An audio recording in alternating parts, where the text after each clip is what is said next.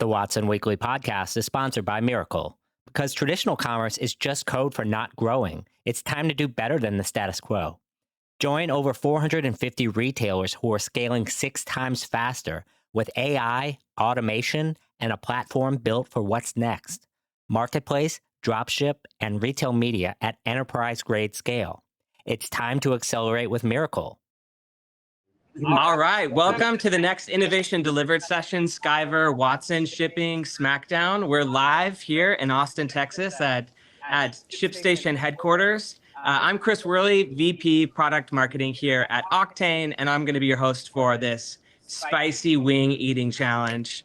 We're really glad that you're here. We're really glad that you came to join us. We want you to participate today. So use that chat on your right side. There's chat, there's reactions. Drop your questions in. We're going to pull questions out today from today's panel, but also drop in your responses to some of these questions as well. We'd love to engage and interact with you. And this session's also recorded. So we are going to have this session available live as an on-demand replay. So take that URL out of the top of the screen and share it if you like the content that you've seen today. Well, I'm excited to introduce to you our panelists. Super exciting. We are really, really lucky to have you guys come join us here in person. If you all are not following these two gentlemen on LinkedIn, it's 2025. What are you doing? If you're in shipping, logistics, e-commerce, they have all the freshest and spiciest takes every week. We're going to drop their LinkedIn URLs into the chat now as well, so you can give them a follow. But let's get to it. Let's kick it over to you for some introductions. Tell us about yourselves. Who are you? What do you do? And what's your wing style? Are you a drums or a flats kind of guy? And we'll start with you, Nate. Thank you, Chris. I'll just get the wings out of the way. Drums, meaty drums, that'll work. Yeah. But my name is Nate Skiver. I am founder of LPF Spend Management, which is a parcel consultancy. Work with clients to help them ship smarter, cut shipping costs. A lot of that work is through projects to help select the right delivery partners and develop shipping strategies. And before that, it's been about 6 years that I've been consulting. I was in retail for 17 years. So developed parcel programs for Abercrombie & Fitch and Gap Inc. But since then, have been consulting and absolutely love it. And somehow that has landed me here. Right. What bad series of mistakes have you made? Yes, exactly. I'm excited, but Questioning your life choices. A little scared, so we'll see. Yes. It's great. Over to you, Rick. Yeah, my name is Rick Watson, CEO and founder of RMW Commerce Consulting. We work with mid-market and enterprise brands on growth strategy for all their digital channels. Kind of started that a little over 6 years ago on the back of a 20-year career in e-commerce, software companies, as well as retailers on really just kind of growing businesses. So it's been fun to watch the industry grow up and have a number of podcasts and newsletters that hopefully you guys are able to enjoy too. So That's great. That's great. Well, let's see if we can get you guys sweating like a thermal printer on Cyber Monday. That's kind of our goal here a little bit. And here's how today's session is going to go. First shipping humor. Great. I'm good for it. I'm good for it. There's like 6 more. So for today's session, we've got 4 wings of increasing spiciness level. This one is a 2 out of 10 on the hot wing scale. This one is a 5 out of 10 on the hot wing scale, or hot one scale. Debunks is just kind of aggressive marketing with the hot sauce, but in the show, I think they do that one 9 out of 10, and then the last one is an 11 out of 10. So we're going to ask questions that increase in spiciness as that kind of go along with the wing. So let's do the first one. Rick, we're gonna kick it to you first. All right, you get to eat first. What's one shipping myth that needs to die? A shipping myth that needs to die. I think, look, if you start a business, you start with the big 3 in the United States. This is before sort of Amazon entered the world, which is the post office, UPS, FedEx.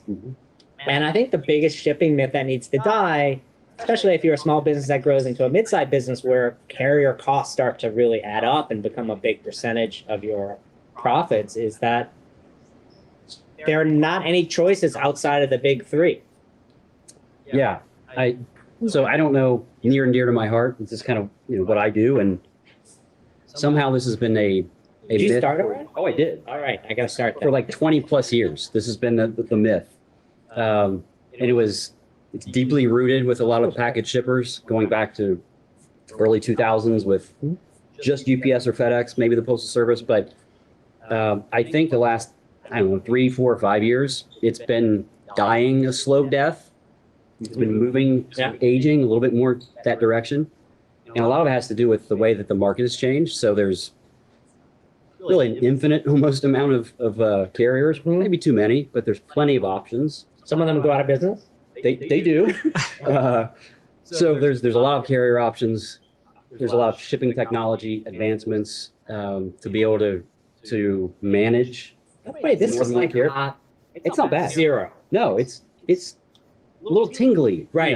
So it's It's already something starting. there is, which is not good. It's not a good sign. I'm a I didn't even tell you guys this, like a honey barbecue guy. Like it's like non-spice. So this is going to be bad.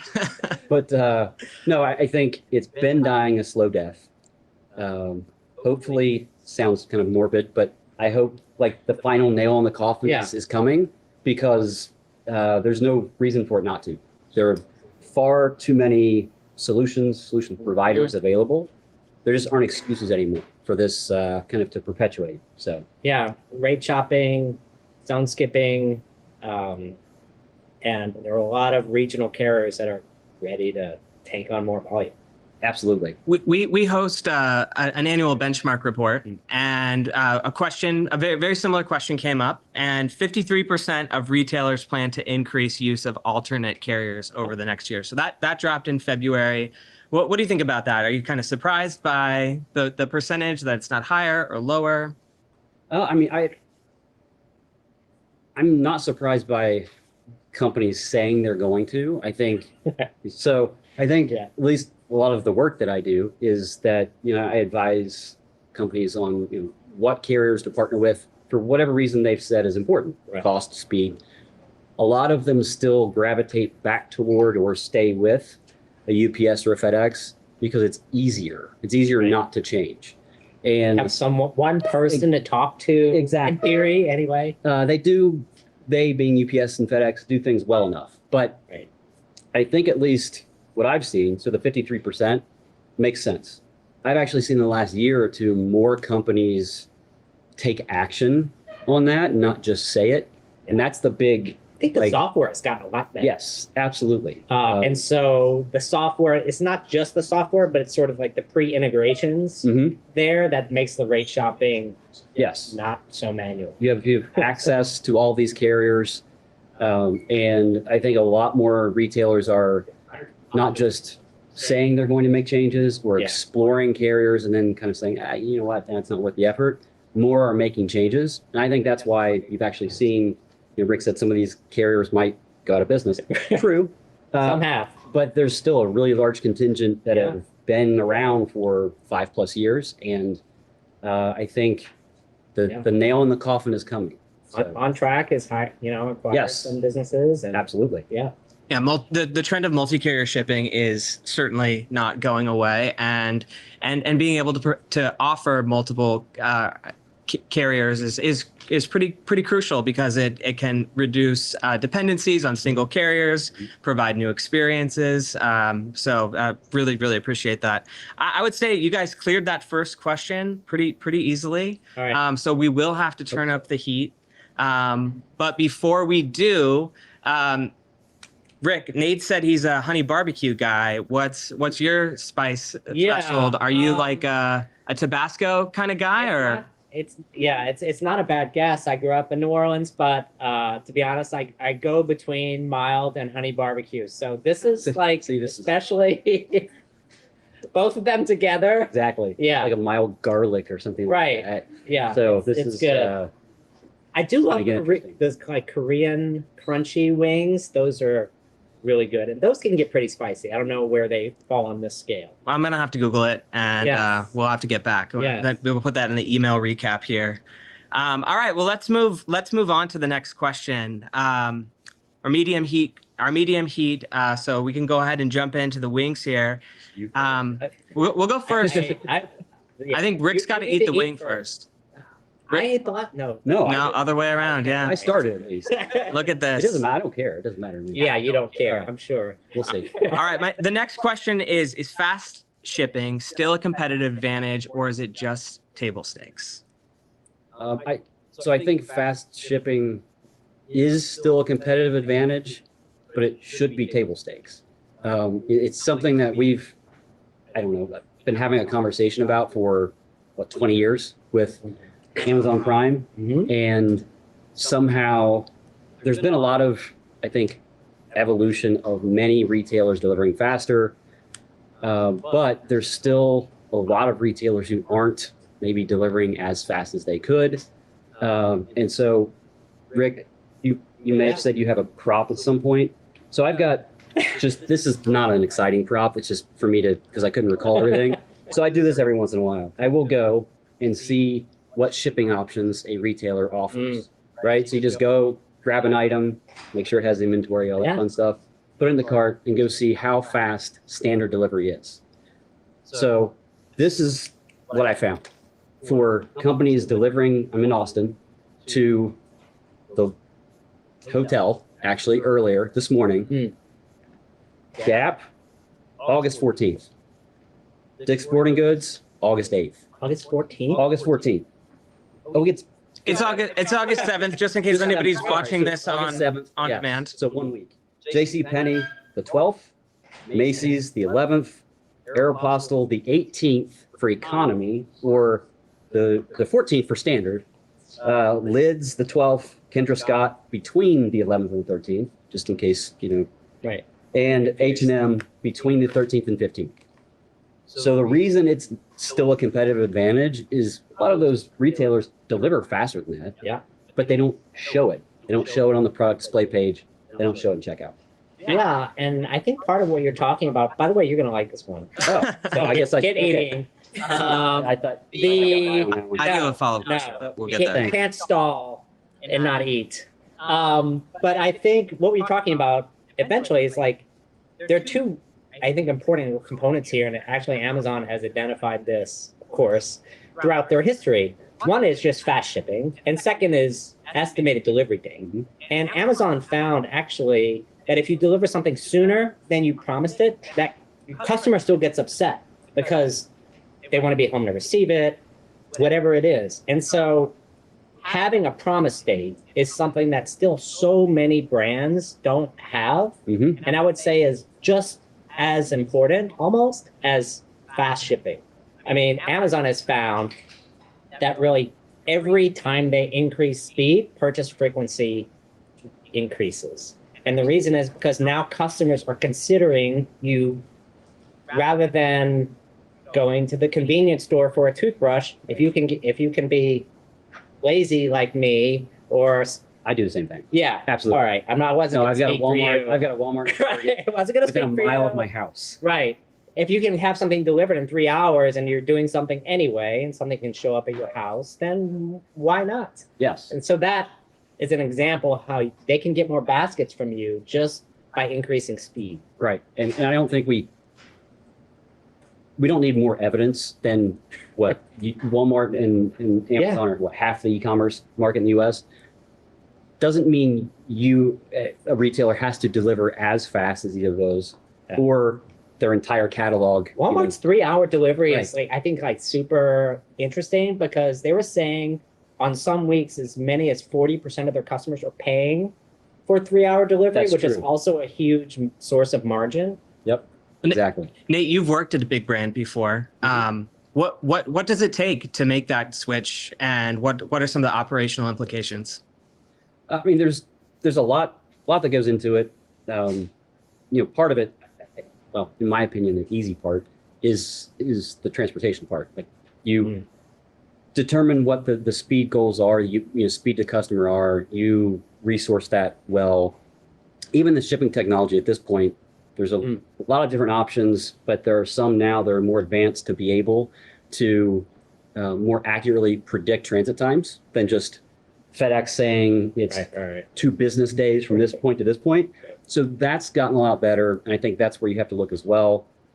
And then, I mean, none of that matters unless you surface it at least in checkout, usually in the product display page. When I was going through earlier, I think Dick's was the only one that had it on the item page. That was it. So that to me is just a huge missed opportunity. And that's where I get it. It's complex. So, and a lot of the platforms don't do it out of the box. Right. And so if you sign up to any platform that's on your list, by default, your e-com platform is not going to show. Right. So it's not that it's easy, it requires effort, but you're not going to see the results of the return unless you actually invest time and some dollars into it. We had a comment, hashtag eliminate business day transits. I wish that would happen. It should. And that's actually something that, so Amazon obviously started that, ingrained that into everybody. Saturday. Right? But a lot of, this is the other whole reason why some retailers can't or won't do it, is they don't know what carrier and what carrier service they're shipping with when someone's browsing. Right. And Till later. Exactly. Yeah. So we've got FedEx that delivers partially 7 days a week. Yeah. UPS 6 days a week. Alternative carriers, some 6 or 7 days a week. But it's kind of a mishmash of carriers, and they don't know. And so they just kind of don't figure it out. Well, we're halfway through, and nobody has cried yet. Not a single tear has been shed. Just a quick observation, though. It is interesting. Nate's style is more of nibbling it like he's reviewing an invoice. Yeah. And it's Rick goes all in. I took a couple really get in swipes there. at the second one, and it just wasn't coming off. Yeah. That's my story. Well, it's now time to escalate to The second half bomb. is really, we were doing some research before the show. It's a little concerning. It's concerning. It is. Has anyone seen Conan? On the hot ones, yeah. Yeah. It's not going to get. It's not going to get to that level at all. Also, if you've seen might be tears. if you've seen the movie Over the Top, 1987, Sylvester Stallone. Oh, there you go. There we go. There we go. Here we go. Great. It's time. Ready for Here we go. I'm sorry. Let's get serious. All right, we're gonna head to our third wing. And our third question. There we go. That's me. All right. Is free shipping still worth it for DTC brands, or is the ROI cooked? We'll go. Oh, he went for it. Well, I had to. Really Yeah. went for it. Two. Oh, wow. Two big ones. Well, I couldn't after you called me out. Oh, no. Yeah, maybe I should give you that. No. Is free shipping still worth it? Look, there's one thing about people, and free is still the most powerful word in the English language, Chris. And so I think people love free. Any kind of promo you test, % off, $1 off. $1 off is always better. Then you get into like BOGOs and stacking and all these things that people test. Free shipping is still always at the top of the conversion rate percentage list in any kind of survey that I've ever read. So much so that especially during COVID, you saw, and this is why the de minimis thing became so huge, is because people were willing to wait 7 days, 10 days, 15, 30 days to get free, cheap stuff. Yeah. It's tingling. No more. RIP It's de not minimis. bad. Pour Not out too some bad. milk, maybe. I don't know, and I thought I got a pretty good chunk. You there. did good. It You did started- really I good. think it's Here we go. starting to. It's like a delayed Did you onset. pick the right thing. one? Are you sure you picked the right one? I did. You'll feel it in Oh. on that flight in about an hour. A little bit. But I think as far as the ROI, and whether or not that's still valid, part of that is, well, a couple things. One, like Rick said, like this is so ingrained into, here it comes. so ingrained into the psychology of like the purchasing psychology that you can't not offer free shipping. Like I just don't, for most brands. I mean, there's some At exceptions. least a threshold. Right. Where that might be an exception, but so I don't think that's even the consideration. the ROI, though, part of it is the expense. There's been a lot of, I think the Journal, Wall Street Journal, put something out about like the death of free shipping and the fact that, expense has gone up so much, different areas, all true. Yeah. Manage your expense. Like that's one of the things that, of course, with shipping, it's where I just gravitate toward, but whatever. But you just obsessively manage the expense, the ROI improves a little bit. And so I think that's where one area that is an opportunity for a lot of retailers to just really, really tighten down on that expense and make it a continuous process. Yeah. Free shipping isn't free. Milk. Yeah. Milk. Yeah. Take some. Free shipping isn't free. I noticed you've used more napkins than me. I've noticed already. Have I? Two. Free shipping isn't free. Right. Or the retail. And so the money's got to come from somewhere. And we were talking before, it's like too few people view shipping as part of the overall customer experience and like how to Absolutely deliver a better customer experience for people. And so free shipping is part of that, which is like the surprise and delight. And like, I know I'm going to get there and I'm going to have a great experience. Or I feel like if I bought the thing that got me over $100, then I'm like, yep, I won something, even though I didn't win anything. Yeah, I feel like I bought more stuff. yeah, exactly. Right. Like the psychology part of it. I feel like free shipping altogether, just how that's managed and how that is made or not a part of the customer experience, how it's prioritized, within an organization. If it was part of marketing, like if it was in the marketing budget, it would be way different because you actually would get a lot of attention, resources to it. Yeah. It wouldn't be kind of like the last thing on the list. So I think that's where, again, getting the ROI out of it actually has to do with making shipping a priority within that. And part of that is investing into it. And there is a trend of that more broadly where CXO and marketing really come together and that experience. And this is yet another area. Yeah. In our benchmark report, 41% of consumers this year said that delivery cost is more important than speed. And that was up 8% year over year. So to your earlier point, consumers care about it.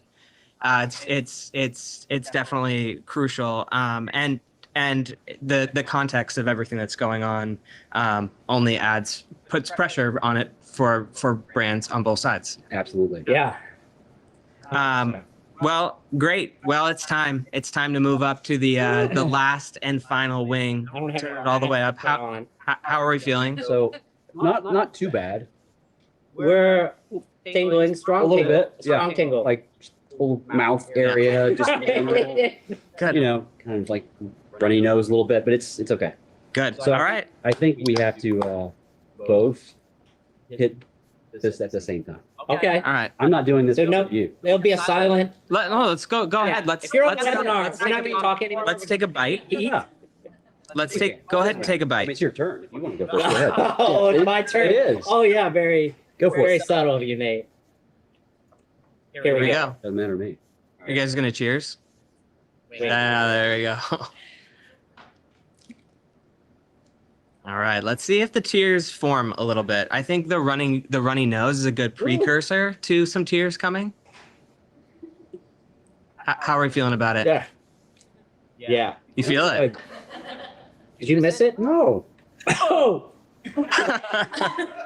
No, please don't. Perfect. I mean, I had to have them, right? I mean, it's coming, but All right. All right, Here's Mr. Honey Tell you Barbecue. what, I'll go ahead and. Oh, okay. oh, he's got it. Doesn't- Ugh. He's got it now. Well, he's taking that additional bite, and Rick's Just to getting make sure- some milk. The last question. Finish the sentence. If brands want to win in 20, if brands want to win in 20, Hold on, we need a moment. Uh-huh. oh, there's a little bit of tears. Yeah, Yeah. I see it. Yep. Yeah, it's coming. Get a hit of that milk. There we go. All right, here's the question. Finish the sentence. If brands want to win in 2025, they need to blank.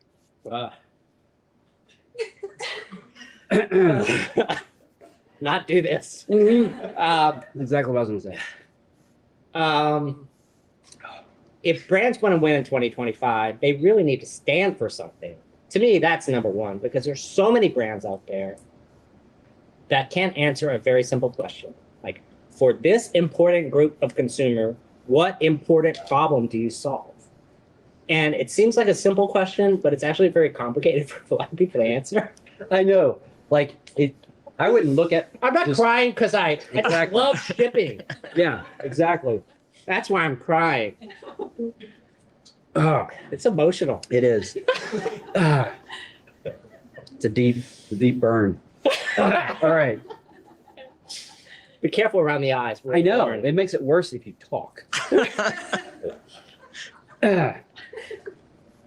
I kind of started on the last question. And maybe this is a little too cliche. Yeah, you Look could- what I do. Oh, this is bad. But it really is. I don't know if that's gonna work. To prioritize delivery. So prioritize it within not just the customer experience, but investing not just funds, not like an actual capital investment or anything like that, but people, resources, to make it a central part of your e-commerce strategy, period. Yeah. And it requires, intentional effort, requires an actual strategy, not just kind of letting things go generically like I don't want to call any brand out that I listed Yeah. earlier. 2 to 5 days, 3, business days. 8, 9 days from Right. now. Like, there's no reason that should happen. It just shouldn't happen anymore. And I don't think there is an excuse for it Yeah. if delivery matters. I'm going to So help you out here, Nate. thank you.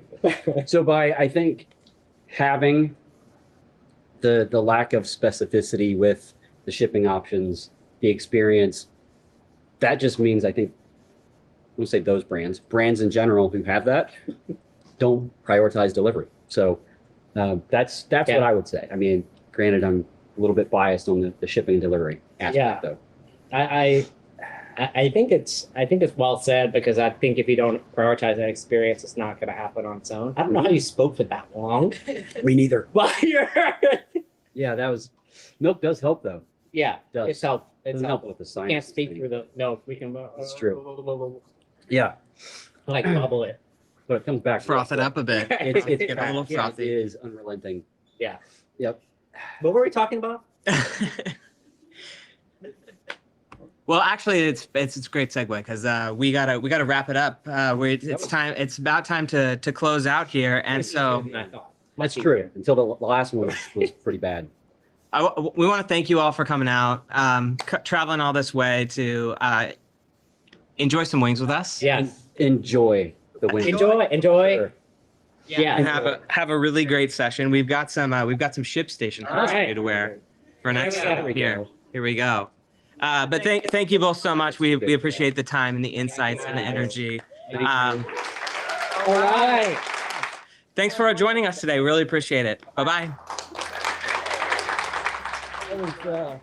Did you know that RMW Commerce has another podcast? Check out the Watson Weekend for an unfiltered and lively e-commerce chat each week with me, Rick Watson, my co-host Jess Laseski, and an array of interesting guests and topics, all focused on e-commerce. You can find the Watson Weekend by searching for it on iTunes, Spotify, or YouTube. That's all for this week. Till next time, Watsonians. Hi, I'm Rick Watson, CEO and founder of RMW Commerce Consulting and host of the Watson Weekly Podcast, your essential e-commerce digest. To hear new episodes of the show every Monday morning, subscribe now at rmwcommerce.com/Watson Weekly and wherever you get your podcasts.